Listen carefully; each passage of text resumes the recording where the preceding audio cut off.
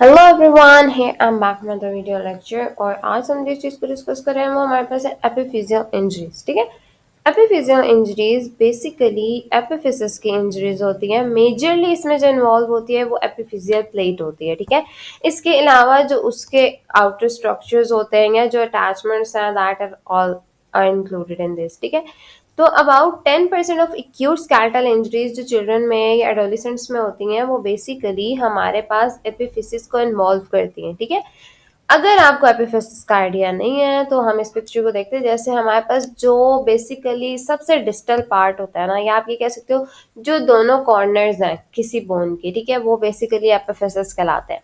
ठीक है, फिर आपके पास रीजन आ जाता है मेटाफिसिस का। ठीक है, फिर हमारे पास शाफ्ट का रीजन जिसको आप डायफिसिस कहते हैं। ठीक है, मिडिल पार्ट मेटाफिसिस कहलाता है, एपिफिसिस कॉर्नर्स कहलाते हैं, और डायफिसिस जो आपका शाफ्ट का रीजन होता है। ठीक है, फिर एपिफिजियल प्लेट बेसिकली वो प्लेट या ग्रोथ प्लेट होती है जहां पे हमारे पास नए बोन सेल्स क्रिएट हो रहे होते हैं, बन रहे होते हैं, ग्रोथ में हेल्प आउट कर रहे होते हैं। ठीक है, तो एपिफिजियल प्लेट बेसिकली बच्चों में जो होती है वो प्रेजेंट होती है, लेकिन जैसे आप एडल्टहुड के करीब जाते हो तो ये हमारे पास खत्म हो जाती है। ठीक है, अच्छा, अब हमारे पास आ जाते हैं epiphyseal injuries include injuries to the cartilaginous epiphyseal plate. ठीक है, एपिफिजियल इंजरीज की उन्होंने बात की तो हमारे पास एपिफिजियल प्लेट की इंजरीज होगी, आर्टिकुलर कार्टिलेज की इंजरीज होगी।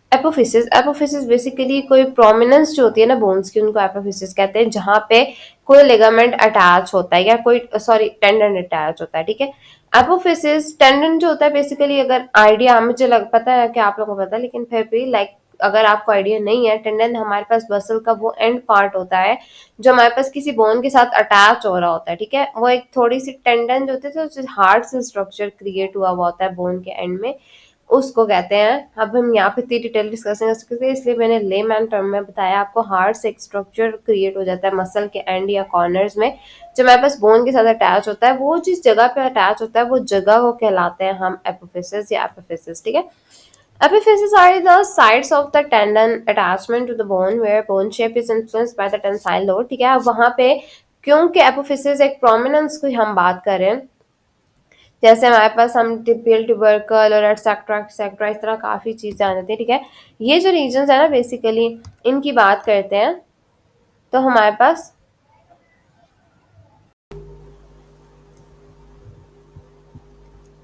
अच्छा अब हाँ, यहाँ पे जो बात हो रही है ना वो हो रही है एपिफिसिस की। ठीक है, अब एपोफिसिस तो हमने देख लिया एपोफिसिस क्या होती है। ठीक है, अब आ जाते हैं एपिफिसिस। एपिफिसिस पे हम बात कर रहे थे एपिफिजियल प्लेट्स, एंड हम एपिफिसिस को देखेंगे तो सही ना कि एटलीस्ट है क्या। ठीक है, epiphysis of long bones are termed as pressure epiphysis. ठीक है, अगर किसी लॉन्ग बोन के ऊपर एपिफिसिस है तो बेसिकली वो क्या है, वो प्रेशर्ड एपिफिसिस है। ठीक है, और अगर उसी लॉन्ग बोन पे एपोफिसिस प्रेजेंट है तो उनको हम कहते हैं ट्रैक्शन एपोफिसिस। ठीक है, दोनों में सिर्फ लोडिंग का डिफरेंस है कि एक की प्रेशर की वजह से जो एपोफिसिस है वो है, और दूसरे में ट्रैक्शन की वजह से जो एपोफिसिस है वो है। ठीक है, बेसिकली ना एपोफिसिस को इसलिए ट्रैक्शन एपोफिसिस कहते हैं क्योंकि हम यहाँ पे टेंसाइल लोड की बात कर रहे हैं। ठीक है, प्रेशर एपिफिसिस बेसिकली सिंपल एपिफिसिस जो प्रेजेंट है ना हमारे पास, जो एंड्स कॉर्नर्स की बात हो रही है। ठीक है, लेकिन एपोफिसिस जो ट्रैक्शन की वजह से बनता है या ट्रैक्शन की वजह से क्रिएट होते हैं, ठीक है, वो कहलाते हैं ट्रैक्शन एपोफिसिस। ठीक है,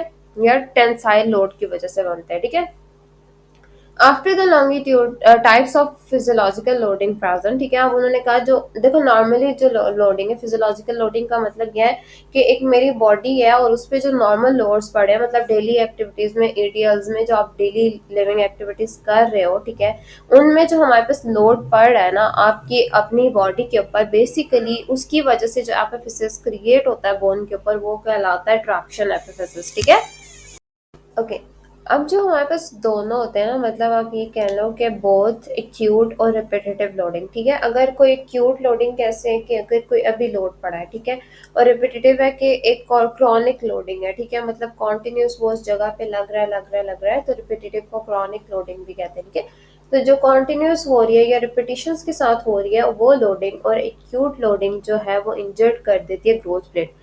ग्रोथ प्लेट को हमने अभी डिस्कस किया, फिजियल प्लेट को ही कहते हैं। ठीक है, तो बेसिकली हमारे पास ग्रोथ प्लेट को जैसे इंजर करती है ना, तो इसकी वजह से एक प्री मेच्योर क्लोजर आ जाता है एपिफिजियल जंक्शन में, जिसकी वजह से बोन की ग्रोथ टर्मिनेट कर जाती है। ठीक है, ये एक बहुत ही इंपॉर्टेंट प्रोसेस है, ठीक है। एक सिंपल सा एक आपको बात बताती हूँ, लॉजिक बताती हूँ, ठीक है।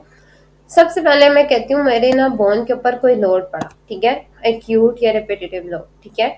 उसने क्या किया, उसने जाके इंजर किया ग्रोथ प्लेट यानी एपिफिजियल प्लेट को, ठीक है। एपिफिजियल प्लेट क्या थी कि हमारे हमारे पास ग्रोथ प्लेट है, ठीक है, जो बेसिकली बोन के एंड्स में प्रेजेंट होती है जब हमारे पास चिल्ड्रन या एडोलिसेंट्स, मोस्टली चिल्ड्रन एडोलिसेंट एज में, ठीक है, उसको डैमेज करेगा तो हमारे पास क्या हो गया कि प्री मेच्योर, मतलब अभी क्लोजर होना नहीं था एपिफिजियल जंक्शन का, अभी वो एज नहीं आई थी, लेकिन क्योंकि लोडिंग बहुत ज्यादा हो रही थी तो प्री मेच्योर मतलब अभी मेच्योरिटी आनी ही नहीं थी, उससे पहले ही मेच्योर हो गई बोन, ठीक है। तो प्री मेच्योर क्लोजर आ जाता है एपिफिजियल जंक्शन का, जिसकी वजह से at the end growth, bone की ग्रोथ ही टर्मिनेशन हो जाती है, बोन उसके बाद फिर ग्रो नहीं करती। इसलिए सम टाइम्स कुछ लोगों में हाइट कम होती है, कुछ की ज्यादा होती है। ये भी फीचर जो होता है बोन ग्रोथ की टर्मिनेशन, कुछ में जल्दी हो जाती है, कुछ लोगों की देर से होती है, ये बेसिकली इससे रिलेट करती है, ठीक है। लेकिन यहाँ पे जो लोडिंग है वो थोड़ी सी एक्सट्रीम वाली उन्होंने डिस्कस की, ठीक है। आपको एक नॉर्मल जैसे किसी की हाइट किसी की वजह से कम है तो उसकी एक फिर नेचुरल प्रोसेस है, लेकिन अगर आप बाहर से कोई एक्सटर्नल लोडिंग बार बार दे रहे हो तो उसकी वजह से ग्रोथ प्लेट इंजर्ड हो जाती है, ठीक है।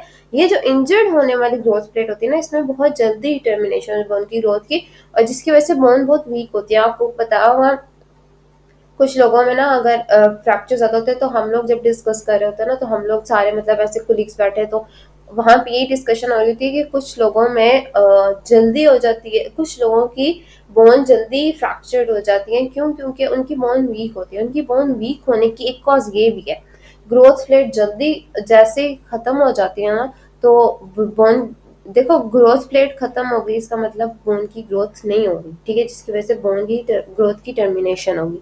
ये एक मेजर कॉज आ जाती है आपके पास, ठीक है। तो इस पॉइंट को आपने याद भी रखना है, रिटेन रखना है कि हमारे पास ये कैसे है, ठीक है। अब आगे हमारे पास another form of epiphyseal injury जिसको ऑस्टियोकॉन्ड्रोसिस कहते हैं। ऑस्टियोकॉन्ड्रोसिस एक कंजेनिटल या मैं कहूँ कंजेनिटल तो नहीं कहते, वैसे डेवलपमेंटल डिजीज है इसको, ठीक है। और ये होता है क्योंकि हमारे पास बेसिकली यहाँ पे क्या हो रहता है, डिसरप्शन आ रही होती है आपके पास ब्लड सप्लाई की एपिफिसिस में। अब जो ब्लड सप्लाई वहां पे हो रही है ना, देखो बोन की अपनी एक ब्लड सप्लाई है, अब वो जो ब्लड सप्लाई है बेसिकली वहां पे जब बोन की ब्लड सप्लाई में डिस्ट्रप्शन आ रही है ना एपिफिसिस के रीजन पे, ठीक है, तो ये क्या करती है, टिश्यू की नेक्रोसिस, ठीक है, टिश्यू की नेक्रोसिस करती है और वहां पे जाके पोटेंशियल डिफॉर्मेशन हो जाता है एपिफिसिस की। अच्छा, अब इसको मैं अगर आपको सिंपल एग्जांपल में कहूँ ना, कुछ लोगों की बोन्स का ना स्ट्रक्चर चेंज हो जाता है, ठीक है, स्ट्रक्चरली भी वो टिश्यू नेक्रोसिस की वजह से वो चेंज होने लग जाती है, बट बहुत ज्यादा नहीं होती, आपको बहुत ज्यादा इतना फील नहीं होता, लेकिन एक ना बोन की आउट ग्रोथ सी निकलने लग जाती है, ठीक है। ये कुछ लोगों में बहुत जल्दी हो जाती है, कुछ में नहीं होती, कुछ में मतलब एजेस के साथ ही, पर ना एक ग्रोथ सी एक एबनॉर्मल सी, मतलब अगर बोन ने अगर नॉर्मली ना यूं डेवलप होना है, ठीक है, फॉर एग्जांपल ये सिर्फ एग्जांपल दे रही हूँ, इसके किसी बोन से रिलेशन नहीं, ठीक है, तो वो इस तरह करके डेवलप हो रही है, ठीक है। दैट इज सो अब्रप्ट ना, ठीक है, एक डिफॉर्म हो गई है बोन। तो एपिफिसिस का अगर रीजन वहां पे डिफॉर्म हो गया है किसी बोन का, तो जाहिर सी बात है वो बोन नॉर्मली डिफॉर्म ही नहीं हुई, वो सॉरी नॉर्मली फॉर्मेशन ही नहीं हुई इस बोन की, जिसकी वजह से हमारे पास क्या हो गया, एट द एंड हमारे पास क्या होगी टिश्यू की नेक्रोसिस की वजह से क्या होगी, कंडीशन डेवलप होगी जिसको हमने कह दिया ऑस्टियोकॉन्ड्रोसिस, ठीक है, another form of epiphyseal injury, ठीक है।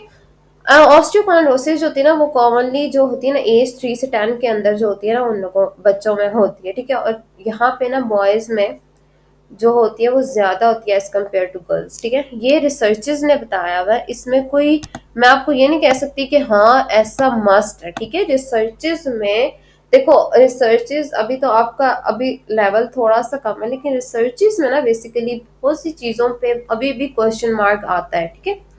उनमें से बहुत सी चीजें ऐसी हैं जो आप ये कह सकते हो हाँ रिसर्च ने कहा है ऑथेंटिक है, ठीक है, यहाँ पे मैक्सिमम यही होता है, लेकिन इसका ये मतलब नहीं है कि गर्ल्स में बहुत कम होता है, कुछ रीजन्स में गर्ल्स में ज्यादा भी हो सकता है, कुछ कंट्रीज में गर्ल्स में ज्यादा हो सकता है, कुछ स्पेसिफिक एशियंस में या कुछ अमेरिकन में, ये डिफरेंट रिसर्चेज अगर आप डिस्कस करो तो वहाँ पे डिफरेंट प्रेवलेंस आ सकती है, ठीक है। बेसिकली उन्होंने यहाँ पे आपको बता दिया कि बॉयज में ज्यादा होता है एज इजीली उन्होंने आपको जितनी रिसर्चेज उनको मेजरली मिली उन्होंने बताया, ठीक है। ऑस्टियोकॉन्ड्रोसिस होता क्या है? ऑस्टियोकॉन्ड्रोसिस ऑफ एपोफिसिस इज एपोफिजाइटिस, ठीक है। अब हमारे पास एपोफिसिस का जब हमारे पास ऑस्टियोकॉन्ड्रोसिस होगा तो एपोफिजाइटिस होगा, जो हमारे पास एसोसिएट करता है ट्रोमेटिक एवोल्यूशंस के साथ, ठीक है, ट्रॉमा के साथ। जाहिर सी बात है, देखो ऑस्टियोकॉन्ड्रोसिस अगर एपोफिसिस में हो रहा है तो हमारे पास एपोफिसिस वो रीजन था जहाँ पे कोई टेंडन अटैच है, इसका मतलब वहाँ पे ट्रॉमा कोई स्वेयर हो रहा है जिसकी वजह से एपोफिसिस में ऑस्टियोकॉन्ड्रोसिस हो रहा है। और ऑस्टियोकॉन्ड्रोसिस होने की वजह से मतलब टिश्यू नेक्रोसिस होने की वजह से वहां पे काफी हद तक डिस्ट्रप्शन आती है, ठीक है। और जो मेजर, अगर मैं आपको बताऊं ना, बहुत कॉमन अगर आपने लोगों में सुना हो तो हील पेन, ठीक है, टिबियल ट्यूबरकल में, ठीक है, टिबियल ट्यूबरकल या पैटेलर टेंडन जो होता है ना वो मेजरली साइड्स होती है, ठीक है। टिबियल ट्यूबरकल मतलब जो आपकी टिबिया है ना, ठीक है, वहां पे जहां पे आपके पास क्वाड्रिसेप्स का टेंडन अटैच होता है ना, टिबियल ट्यूबरकल वो साइट है, ठीक है। अब टेंडन मैंने आपको बोला कि वहां पे अटैचमेंट हो रही है, यहाँ पे आपको मेंशन नहीं किया हुआ कि यहाँ पे क्वाड्रिसेप्स का, मैं आपको एक जनरल बात बता रही हूँ, ठीक है। क्वाड्रिसेप्स का टेंडन अटैच होता है टिबियल ट्यूबरकल के ऊपर, ठीक है। अब जो टिबियल ट्यूबरकल वाला रीजन है ना, ठीक है, इस बेसिकली रीजन पे अगर आपके पास टिश्यू नेक्रोसिस होता है ना, ठीक है, तो बेसिकली क्या होगा कि आपके पास काफी हद तक जो कॉज होगी वो ट्रोमेटिक होगी, ठीक है। वो इसलिए कि देखो क्वाड्रिसेप्स का यूज ज्यादा है, ठीक है, जब यूज ज्यादा होता है तो कॉन्टिन्यूस या रिपीटेटिव लोड उस जगह पे आ रहा है, ठीक है। और कुछ ऐसी चीज होती है जिसमें आप ये कह सकते हो कि अर्ली हो जाता है, ठीक है। तो ये हमारे पास टिबियल ट्यूबरकल पे भी होता है। और अगर आपके पास ये कल्केनियस मतलब हील जो है आपकी, ठीक है, कल्केनियल बोन जिसको हील बोन कहते हैं, अगर कल्केनियस के ऊपर ये एपोफिजाइटिस होता है तो ये भी हमारे पास काफी ज्यादा स्वेरिटी के साथ होता है, ठीक है। अब इन दोनों को उन्होंने डिजीजेस के साथ डिस्कस किया, इन दोनों के डिजीजेस हैं, ठीक है, जिनका नाम दिया उन्होंने सेवर्स डिजीज का, ऑस्गुड्स शार्लैटर डिजीज, ठीक है। हमारे पास बेसिकली स्वेर्स डिजीज जो है वो बेसिकली कैल्केनियस में जब हमारे पास एपिफिजाइटिस हो रहा है तब होता है। देखो ऑस्गुड स्क्लैटर्स डिजीज जो है ना बेसिकली ये हम डिस्कस करेंगे जब हमारी थोड़ी लेटर स्टेजेस पे। सेवेरस डिजीज भी हम ऐसे डिस्कस करेंगे। आपको सिर्फ सिंपल बात याद रखनी है, एपोफिजाइटिस, एपोफिजाइटिस क्या था? ऑस्टियोकॉन्ड्रोसिस था। एपोफिजिस का ऑस्टियोकॉन्ड्रोसिस क्या था? जहाँ पे डिसरप्शन हो रही है ब्लड सप्लाई की, ठीक है। तो बेसिकली आपको जब आप ये सारे जोड़ोगे तो आपके पास सेवेरस डिजीज समझ आ जाएगा कि जहाँ पे डिसरप्शन हो रही है ब्लड सप्लाई की एपोफिजिस पे, लेकिन कल्केनियल बोन पे, मतलब उसकी वजह से टिश्यू नेक्रोसिस हो रही है कल्केनियल बोन पे, तो वो सेवेरस डिजीज है। और अगर इसी की डिसरप्शन हो रही है हमारे पास टिबियल ट्यूबरकल पे तो वो ऑस्गुड क्लैटर्स डिजीज है, ठीक है। ये हमारे पास दो मेजर डिजीज आ गए, ठीक है। So thanks for watching. आज हमारा चैप्टर यहाँ पे कंप्लीट हो गया। तो अगर आप लोगों को समरी वगैरह को डिस्कस करना तो आप मुझे बेशक बता सकते हो कमेंट सेक्शन में, लेकिन हम समरी डिस्कस नहीं करेंगे क्योंकि ये बहुत ज़्यादा लेंथी चीज़ हो जाती है। हम अभी वाइंड अप करते हैं क्योंकि हमारे पास बाकी भी चैप्टर्स काफ़ी ज़्यादा पड़े हैं। So thanks for watching. अगर कोई चीज़ समझ नहीं आया तो कमेंट सेक्शन में आप पूछ सकते हो। Thanks for watching.